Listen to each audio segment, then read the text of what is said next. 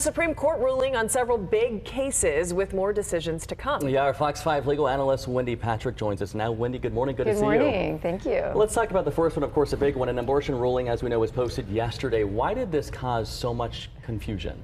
Well, because it hasn't really come out yet. But, however, it wasn't leaked by God knows who, unlike the Dobbs decision. It was actually leaked by the Supreme Court itself. Right. At its publication division, so you can imagine it's pretty close to what it's going to look like.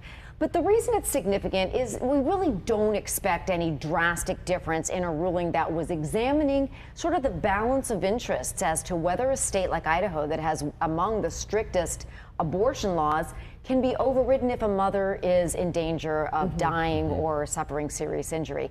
But that's been the state of even in jurisdictions that have strict abortion laws. We haven't seen, them unwilling to save a mother's life if it's in danger. Nonetheless, I'll tell you what I find significant about this leaked ruling is it almost sets the groundwork for what you see the Supreme Court doing in a lot of cases, not necessarily deciding a case on its merits, but basically saying, this is something a state needs to work out.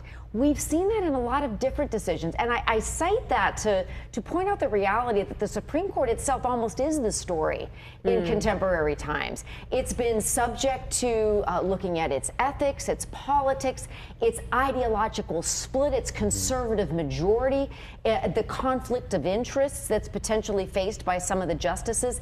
We seem to be talking about the members of the Supreme Court sometimes nowadays even more than the actual issue. rulings. Yes. Right. And speaking of which, like you mentioned, with the ideologies and obviously the majority being conservative, but last week they also upheld this gun control law.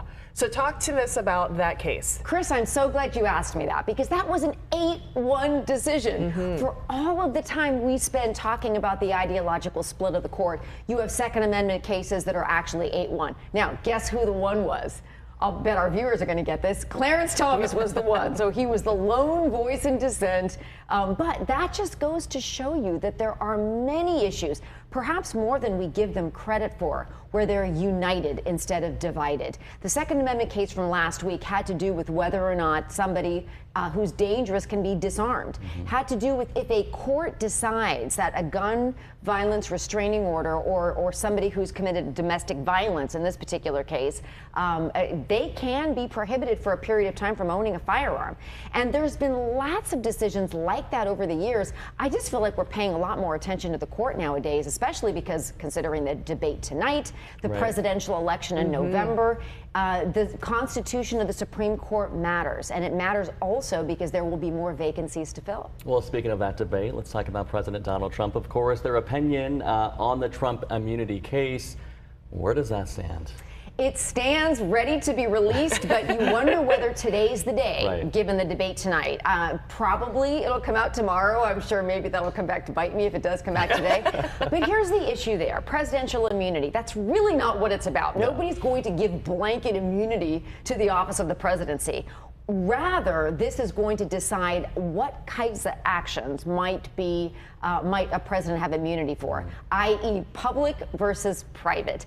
If you're acting along the auspices of the office, or its presidential actions, or its official action, that would be something more along the lines of what the Supreme Court might want to say would benefit from immunity. It's not going to protect somebody for what the crimes they commit on their personal time. So this actually might send that case also, just what I was saying earlier, back to the lower court to determine what charges is former President Trump alleged to have committed in his official capacity versus his personal private capacity. A lot of moving parts here. Yes, absolutely. Always. Okay, and I know that we have that big debate tonight, but is there anything else that we're watching? Any decisions that we're waiting to come down? We're watching the decision on illegal camping because it's not a decision about criminalizing homelessness.